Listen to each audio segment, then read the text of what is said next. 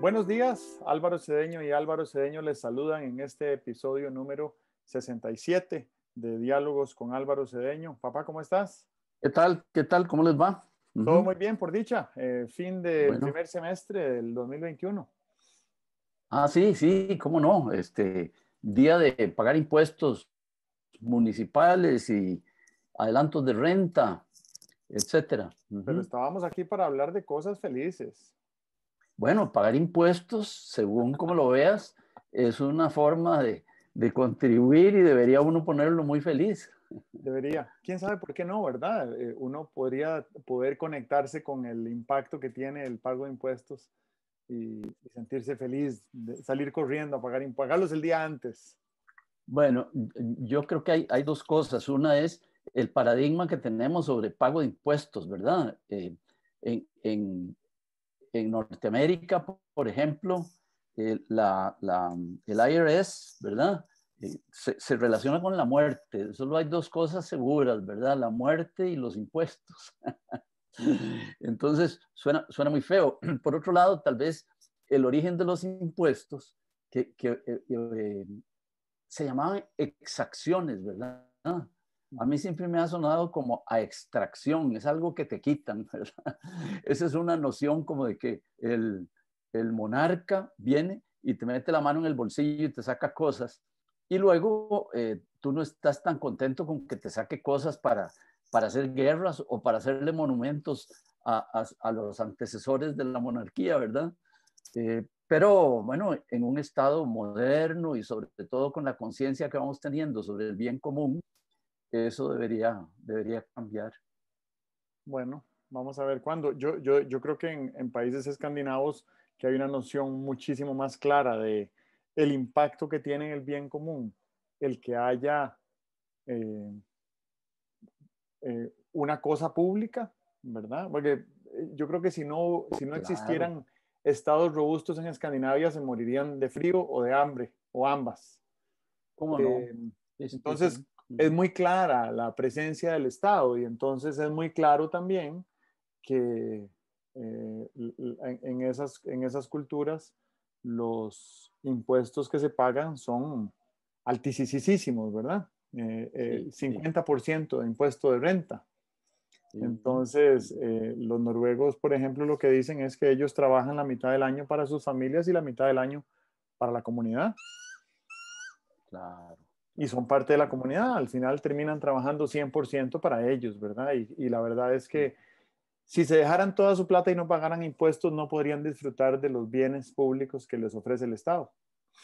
claro, claro, Y ¿verdad? eso es verdad aquí también, Uh-huh. ¿ok? Bueno, pero no Así es es. de eso de lo que íbamos a hablar hoy. Hoy veníamos con otra cosa. Hoy veníamos Uh-huh. con un tema sobre la sensatez necesaria en la campaña política, que es el artículo que publicaste en tu página web alvarocedeno.com esta semana. Y podríamos decir que desde el punto de vista del paradigma de la democracia requiere de la capacidad de gestionar acuerdos. Claro, claro. Las contiendas electorales son ejercicios de información y de decisión. No son guerras desarmadas en las cuales Uh-huh. la irresponsabilidad y el odio dejen huellas insalvables. Entonces, para guiar esta conversación, nos formulamos las siguientes preguntas. ¿Qué puede ocurrir en una campaña que la convierta en una guerra desarmada? ¿Cómo debería ser una campaña política funcional? Uh-huh. Uh-huh. ¿Qué se espera de un ciudadano responsable? Y antes de cederte la palabra, debo admitir que yo sabía poco o nada de la Guerra Civil Española.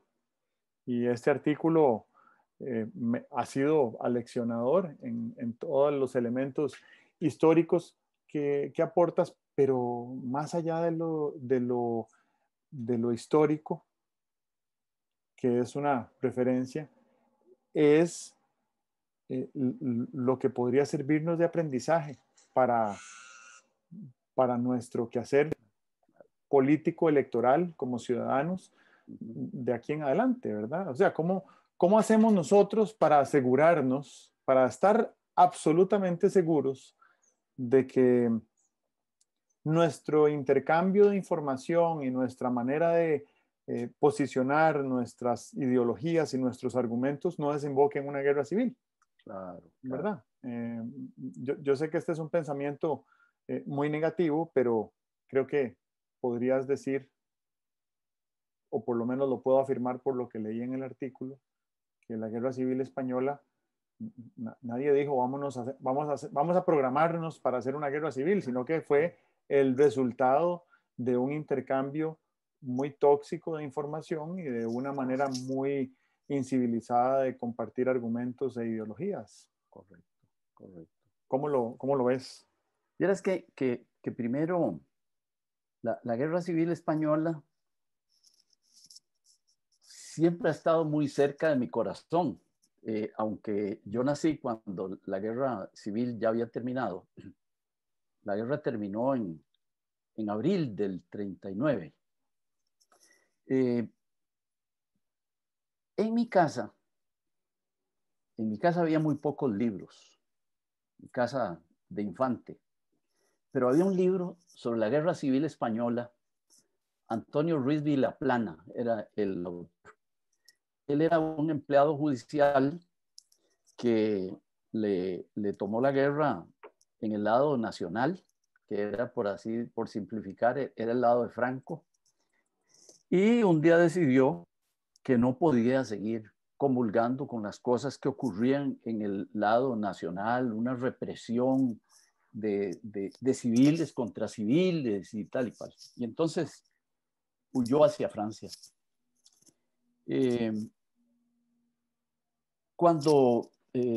Porque en los foros españoles se habla mucho de la guerra civil, en los periódicos españoles se habla mucho sobre la guerra civil y tal.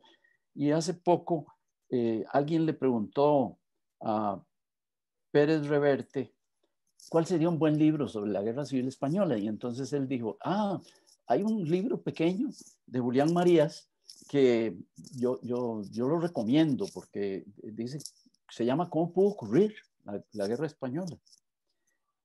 Julián Marías también me simpatiza mucho, porque tuve el gusto de conocerlo en Costa Rica, en la rectoría de la Universidad de Costa Rica. El rector Garita me invitó una vez con un grupo ahí pequeño de gente, porque había venido Julián Marías y entonces íbamos a estar con él. Y fuimos, yo conocía algún libro de él y tal, me simpatizaba la figura y más me simpatizó conocerlo y tal.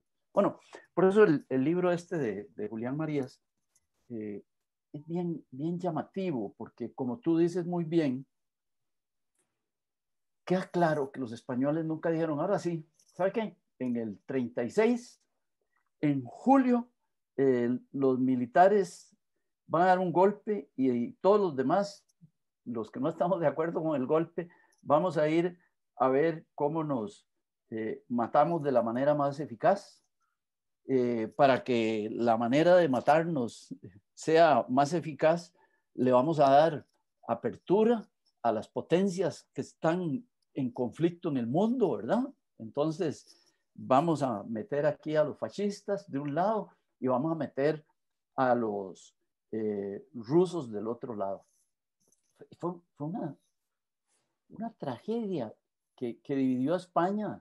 Pues todavía España está dividida, ¿verdad? Todavía España está dividida, desde luego. Y eso, ¿cómo ocurrió? ¿Cómo ocurrió? Dice Julián Marías, y me llama mucho la atención la precisión con la que lo dice. Dice, yo veo ahí 7 cosas que hicimos mal, y lo dice. Él era republicano, ¿verdad? Pero cuando la guerra tenía 23 años, era republicano. Pero ahora, en 1980, creo que escribía eso, está escribiendo con todo equilibrio. Dice, hubo errores y disfuncionalidades de los dos lados. Las 7 más grandes que yo veo son las siguientes, dice. De pronto se empezó a incubar una radical discordia Radical quiere decir de la raíz y discordia quiere decir del corazón, ¿verdad? Pongo mi corazón en una dirección distinta a la que tú tienes el tuyo y lo hago desde la raíz de mi ser. Con eso me garantizo que jamás nos vamos a poner de acuerdo, ¿verdad? Eso es una frase como para meditarla, porque uno se pone a ver las redes sociales aquí y entonces alguien sale diciendo algo y el otro le contesta desde una radical discordia, ¿verdad? Ok. Otra cosa que señala Julián Marías es que dice que se acuñó una idea que era: yo estoy opuesto a esos que están ahí en la acera de enfrente. Cuanto más mal hagan, mejor. Cuanto más mal les vaya a ellos, mejor. Cuanto más desacertadas sean sus políticas, mejor, porque eso me beneficia a mí que estoy en la acera de este lado. Esa frase, cuanto peor, mejor, desde luego que tiene un contenido y unas consecuencias enormes, ¿verdad? La otra causa o disconformidad que María señala es la oposición automática. Tú y yo estamos en bandos opuestos, entonces cuando tú dices es de día, pues yo no puedo negarlo, pero digo, bueno, es de día, pero ya son las 11 de la mañana. No es tan de día es a las 5 de la mañana cuando el día se está inaugurando. Es esa oposición cerrada a todo lo que tenga que decir la persona que está del otro lado. Y voy a dejarlo ahí. Yo llevo 3 y quisiera que fuéramos dialogando y luego me das oportunidad de decir otras, porque son muy importantes. Claro, me parecen valiosísimas. Me parece que esto de la radical discordia, es tan presente hoy en día en las redes sociales, definitivamente, que es el lugar donde ahora convergemos ¿Sí? los ciudadanos, ¿verdad? Digo, por dicha hay un lugar a donde podemos encontrarnos, solo que la predisposición a ese encuentro ya es tóxica, y creo que es tóxica precisamente por esa radical discordia. Lo otro es que a mí me parece que hay algún pensador griego que no sé quién, no sé cuál de todos, es el que sostiene que gobernar es educar. Y a mí me encanta la simpleza de esa frase, eh, a pesar de que no es tan fácil de implementar. Pero si uno asumiera el rol de gobierno como buen padre de familia, como buen maestro, como buen tutor de otras personas, entonces me parece que la forma y el fondo de lo que hacemos y de lo que decimos sería diferente. Y entonces me hace pensar también que una campaña electoral es una campaña educativa. Y el resultado casi predecible de la educación en cualquier persona es la transformación. Entonces, si yo pienso Claro. que una campaña electoral es una campaña de transformación, el resultado de la contienda es secundario. Lo que importa es cuánto transformemos a quienes hacia dónde. Y siento que si uno tuviera ese acercamiento, ¿verdad? Esa perspectiva a la hora de diseñar una estrategia de campaña, las campañas políticas serían celebraciones que le daríamos la bienvenida como nación porque nos transformaría independientemente de quién resulte electo.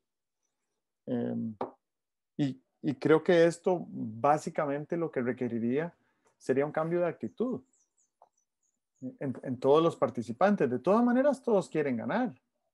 Y de todas maneras, todos van a participar. La pregunta es, si mi participación consiste en destruir lo más posible a mi oponente, o si consiste en robustecer lo más posible a mi pueblo. Sí, muy bien, muy bien. Creo que tienes razón en que las campañas podrían ser abordadas desde la perspectiva de un acto educativo, ¿verdad? Porque el país va a seguir existiendo después de la campaña, ¿verdad? Y lo mejor que podemos hacer o que pueden hacer los que por oficio están en política es que, bueno, si no gané en esta campaña, por lo menos el país quedará en mejor posición para cuando gane dentro de 8 años o dentro de 12, no sé, esa sería la idea. Sigo con algunas de los señalamientos de actitudes tóxicas de las que habla María. Él no les dice tóxicas, ¿verdad? En el 80 yo creo que no se usaba ese término. Dice que había una enorme falta de entusiasmo. Una enorme falta de entusiasmo, tampoco lo usa este término, pero lo llamaríamos ahora una enorme falta de entusiasmo por el proyecto España. Una enorme falta de entusiasmo por la visión país, ¿verdad? Y entonces, claro, si tú solo estás viendo en qué no estamos de acuerdo, en qué se está equivocando el otro, pero no tenemos un sueño que alentar, si no estamos pensando, imagínate, en Costa Rica, por ejemplo. Yo la primera campaña que recuerdo, tenía 5 años seguro, fue la campaña de 1944, Picado contra León Cortés. ¿Ah? Bueno, en ese tiempo, la forma de hacer campaña era algo como el país era muy pequeño, tenía muy pocas posibilidades. Era un país folclórico, nada más para hacerle la patriótica costarricense. Hoy en día somos un país que tiene un nombre, tiene una imagen en el mundo. Y entonces creo que seguir pensando en la triquiñuela y en quién va a ganar y no sé, cómo sacamos una publicidad muy llamativa o cómo hacemos una maroma que le resulte muy atractiva a la gente, ¿verdad? Me parece que eso ya no deberíamos pensarlo. Está bien que en el año 44 se hicieran esas cosas, ¿verdad? Era, era un año en que la campaña política tenía parodias, ¿verdad? Cogías una canción y le ponías una letra ofensiva para el otro candidato y tal y cual, ¿verdad? Tenía parodias.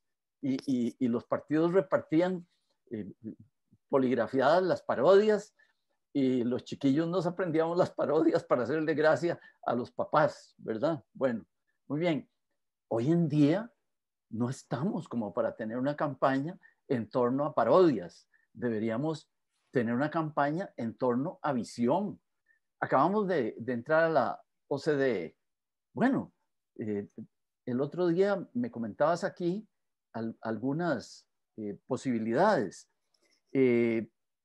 Deberíamos estar pensando, así como lo decías en ese día, deberíamos pensar en qué nivel de la OCDE quisiéramos estar y qué deberíamos hacer para subir ahí unas graditas, porque entrar es como entrar a la fiesta. El asunto está en ver con quién bailamos, ¿verdad? Hay que escoger con quién bailar en este asunto. Y claro, si hay una falta de entusiasmo con la visión del país, nunca vamos a estar pensando a quién vamos a sacar a bailar. La otra cosa que mencionaba Marías es una gran recurrencia a los rótulos y a las etiquetas, ¿verdad? Ustedes los tales, nosotros los cuales, ¿verdad? siempre nosotros los mejores y ustedes el gran peligro, ¿verdad? Desde luego, etiquetar ya en sí implica polarizar, ¿verdad? Y una campaña, como dijiste antes, que la política es un ejercicio de búsqueda de acuerdos, en la polarización, muy difícil que haya acuerdos. Y me quedan dos para comentar, pero las comento luego. Ok. Bueno, tengo algunas reacciones de eso que has dicho. Lo primero es que esa falta de entusiasmo creo que la podríamos interpretar también como pesimismo. Y no solo es la incapacidad de imaginarse un futuro mejor, ¿verdad? Un futuro más próspero, sino que también es un poco volviendo a lo que decías antes de cuanto peor mejor, eh, tratar de que a este le vaya lo peor posible para, bueno, porque supongo que eso alimenta alguna expectativa política de algunos. Pero eso, estar constantemente pensando que le vaya mal al actual, implica directamente que me vaya mal a mí. Claro. Entonces es bastante eh, desnaturalizada la postura, ¿verdad? Es como una actitud suicida. Suicida, claro. Lo otro es que yo creo, y lo hemos dicho aquí varias veces, y no creo que deberíamos de cansarnos de repetirlo hasta febrero y más allá, en la elección del año entrante nos jugamos la década, porque elegiremos a un grupo de personas que nos van a gobernar hasta el 2026 y por inercia política probablemente un par de años más. Eso ya ahí se acabó la década. Entonces, Sí. una cosa es decir que vivimos una década perdida, como nos referimos a la década de los 90, y otra cosa es hablar de una década perdida cuando la década está empezando, y eso es muy delicado, Claro, porque la década claro. empezó con una pandemia. Sí.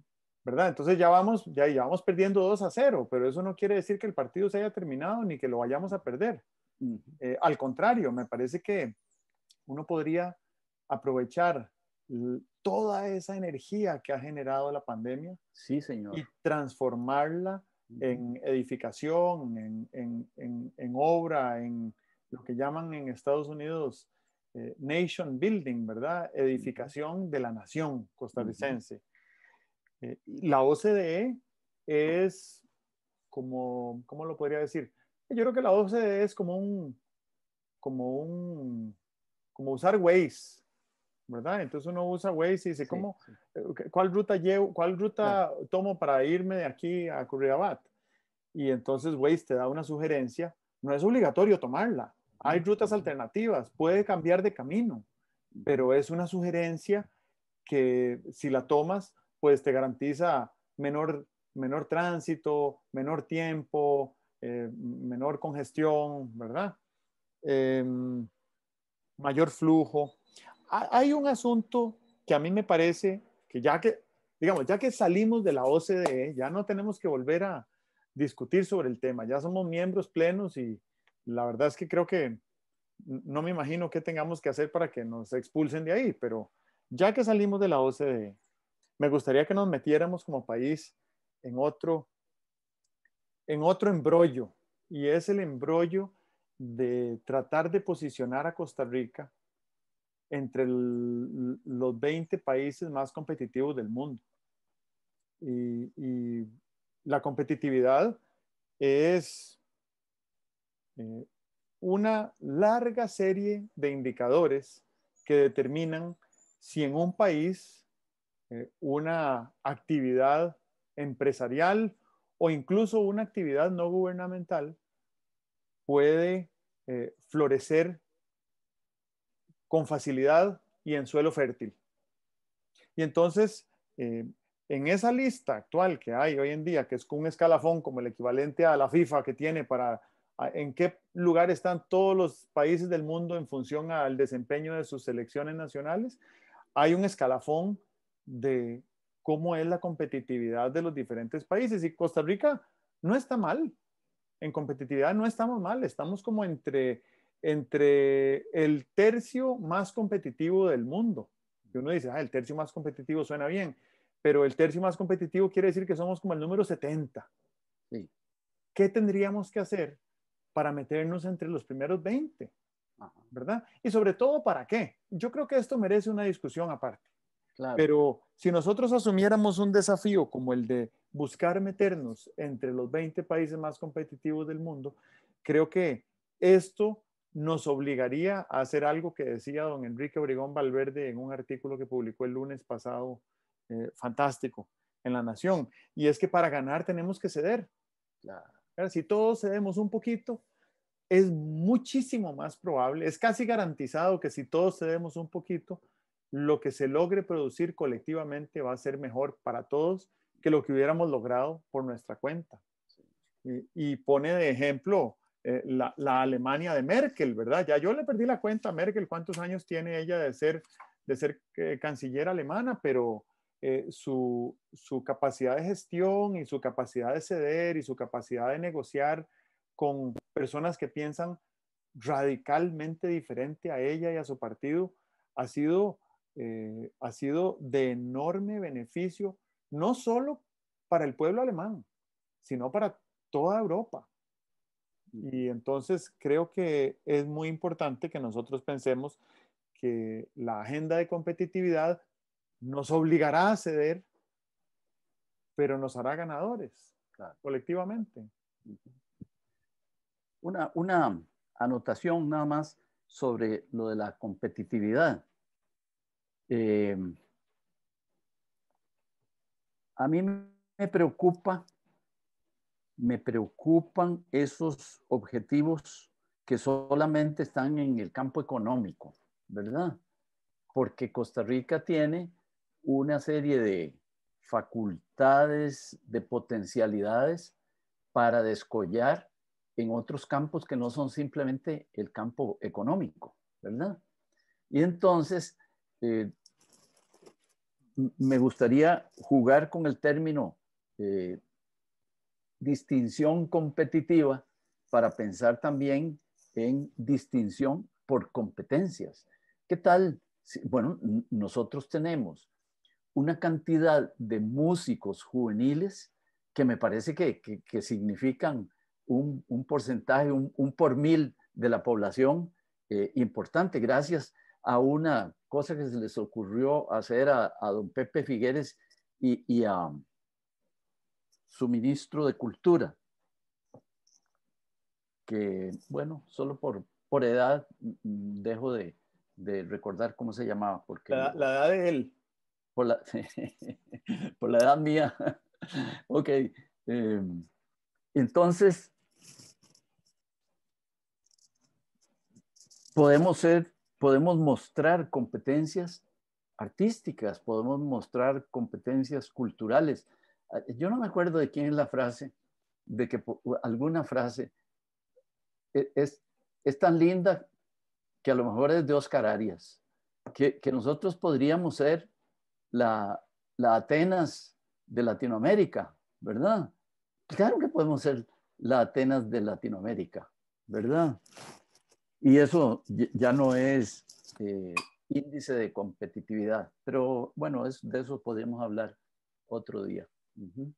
Solo para reaccionar a eso, a mí me parece que la competitividad tiene múltiples indicadores económicos y comerciales, pero también tiene indicadores de desempeño educativo, de desempeño medioambiental, de libertades, en particular la libertad de empresa, que yo creo que es algo que es más inherente a la idiosincrasia que a la economía, y de elementos culturales que mencionaste, ¿verdad? Entonces, hoy en día los holandeses hablan de economía naranja, y la economía naranja es el impacto que tiene en la economía del país la cultura, ¿verdad? Y entonces, si aquí nos convertimos en la Atenas de Latinoamérica, eso va a tener repercusiones económicas, y esas repercusiones económicas hoy en día se conocen como economía naranja. Y entonces yo digo, bueno, sí, veamos la agenda de competitividad, ya existe el ranking, ya están todos los indicadores, ¿a dónde querríamos hacer esfuerzos por mejorar? Porque puede ser que haya unos indicadores donde estemos tan mal en materia regulatoria. El año Sí, pasado yo formé una empresa y duré 6 meses formando una sí, empresa. claro, claro. Eso no tiene ningún sentido en ningún país del mundo, excepto en un país donde De no hay acuerdo, deseos de de que acuerdo. exista la empresa, ¿verdad? Sí, Y sí, eso trasciende lo claro. económico. Y sí, y tal vez hay que apuntarle a la competitividad económica, porque eso quiere decir ocupación, quiere decir mejores niveles de ingreso y tal y cual.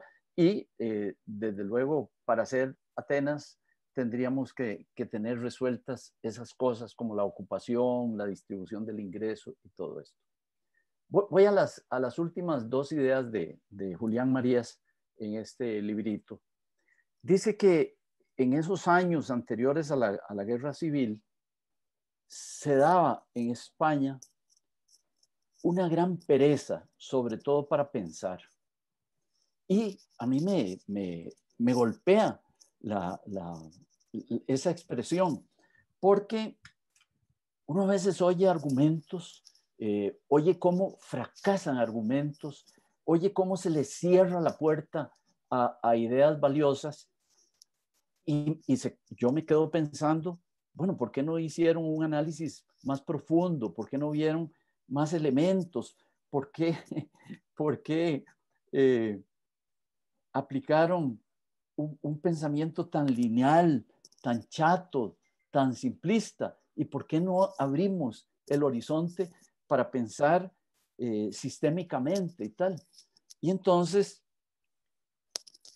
creo que a nosotros nos podría caer esa denuncia de Julián Marías de que en España se daba una gran pereza, sobre todo para pensar. Y viene y complementa, y concluyo las razones de Julián Marías, con lo siguiente, dice, había una gran frivolidad, es una gran superficialidad, una gran eh, tendencia a simplificar las cosas, una gran inclinación a no dedicarle mucho pensamiento a nada y más bien de la superficialidad, de lo primero que se nos ocurra, de la ocurrencia, digamos cosas. Y entonces eso tenía como consecuencia que se jugara con las materias más graves. Y eso a mí me preocupa verdaderamente, ¿verdad?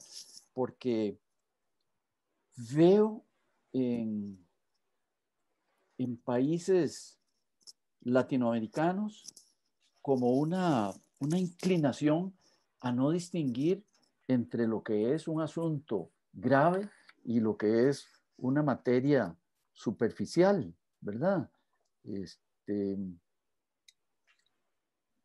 creo que muchas de las grandes eh, eh, revoluciones que han puesto a involucionar a países han venido precisamente porque materias muy graves se han tocado con toda frivolidad, con toda liviandad, ¿verdad? Muy bien, Eso es. te reacciono a lo que hablabas de la pereza y de la frivolidad.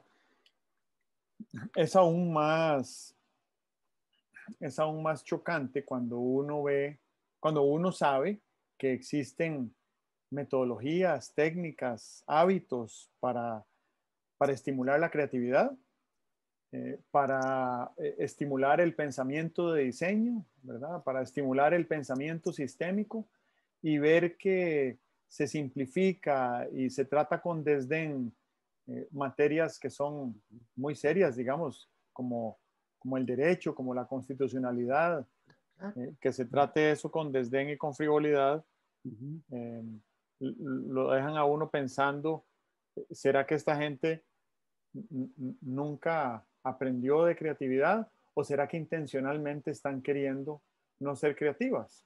Y en cualquiera de los dos casos, siento que los ciudadanos que sí tenemos destrezas a mano de creatividad, deberíamos de hacer algo al respecto, ya sea eh, enseñándole el camino o ilustrando o mostrando que existe una alternativa a ese desdén y a esa frivolidad, o denunciando cuando sintamos que hay algo que se está simplificando de manera intencional y, bueno, quizás malintencionada además, ¿verdad? Sí, ahí es donde creo yo que se necesita un ejercicio de pedagogía colectiva, ¿verdad? El término se lo tomo a un artículo del doctor Marco Feoli de ayer o antier en La Nación. Se pone a explicar las razones por las cuales el juez puede decretar una liberación de alguien que está detenido en prisión preventiva, y desde el punto de vista del derecho, uno queda convencido de que el juez primero pudo haberse equivocado, pudo haber procedido rectamente, el derecho da la posibilidad, etcétera. Pero alguien debería hacer el ejercicio de explicarle especialmente a quienes están más irritados, ¿verdad? A quienes están cultivando más la radical discordia, explicarle cuáles son los fundamentos institucionales de una serie de medidas que se toman o no se toman, ¿verdad? Porque la frivolidad viene de que uno dispara desde la cintura, ¿verdad? Pensó algo y soltó la ocurrencia. Y si alguien con los conocimientos y la experiencia no viene y te lo explica, te vas a quedar siempre en el error. Entonces, eso, una de las cosas que deberíamos hacer es que asumamos el rol de contribuir a la pedagogía cívica de los costarricenses.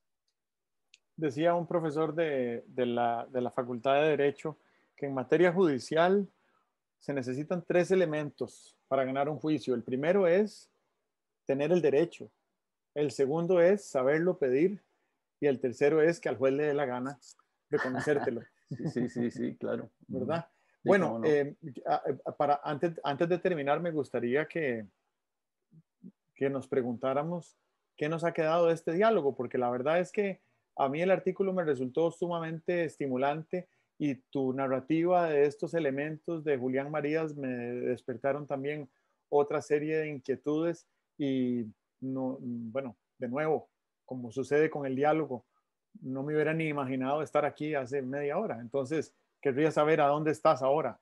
¿Qué te dejas? Bueno, en primer lugar, esta institucionalidad, quiero decir, esta democracia, este Tribunal Supremo de Elecciones, estas elecciones, esta forma de participar que tenemos, esta libertad de expresión, etcétera, estos constituyentes del ejercicio democrático, hay que cuidarlos.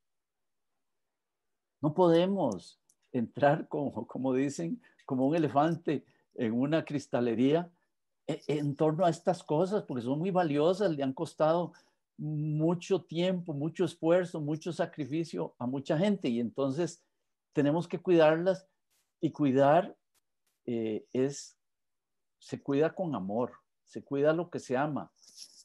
Hay que conocer esto, reflexionar sobre estas instituciones, estas normas, estas formas de hacer, y descubrir que tienen mucho valor, que muchos países no las tienen, y luego decidir cuidarlas con responsabilidad. La otra cosa es que a mí me gustaría recomendarle a todos los que van a estar públicamente en campaña, ¿verdad? Esos son los candidatos y sus acólitos o colaboradores y tal.